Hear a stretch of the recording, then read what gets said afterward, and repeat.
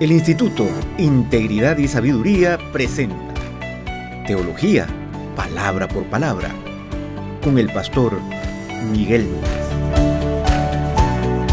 Expiación no es un término común ni siquiera en el Nuevo Testamento, pero es un término bíblico.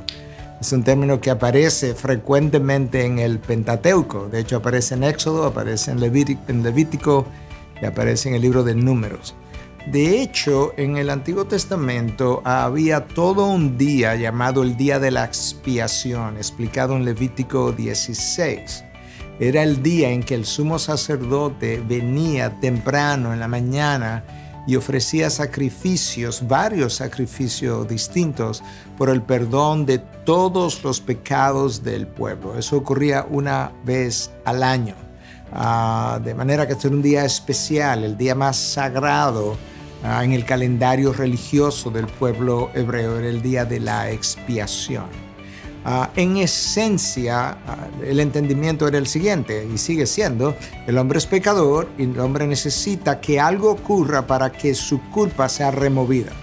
En el Antiguo Testamento, la manera como Dios lidió temporalmente para hacer tal cosa fue a través del ofrecimiento de un cordero sin mancha, de 1 año de edad, que era ofrecido para el perdón de pecados. Y entonces, de esa manera, esperando y apuntando al Cordero de Dios que quita el pecado del mundo, Cristo Jesús, Dios como que pasó por alto, por así decirlo, el pecado de aquellos que tenían sus sacrificios hechos en el templo, mediado por un sacerdote. Entonces, esa expiación es la que Cristo viene a hacer de manera real ya, a cumplir, porque en un momento dado, ¿verdad?, todos estos sacrificios del Antiguo Testamento tenían que culminar en una realidad, y la realidad era Cristo Jesús. Entonces, cuando Él va a la cruz, Él hace una expiación que ha sido llamada penal y sustitutiva. Penal porque Él pagó el precio de mi culpa, por eso se le llama penal, es como un término legal.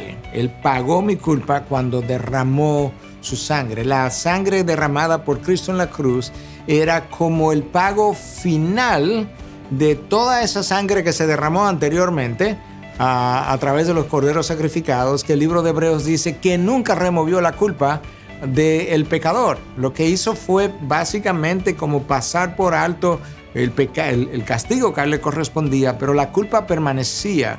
Y lo que viene a quitar esa culpa finalmente es el sacrificio de Cristo en la cruz ese viernes cuando Él lo hizo. Y ahí está la palabra penal.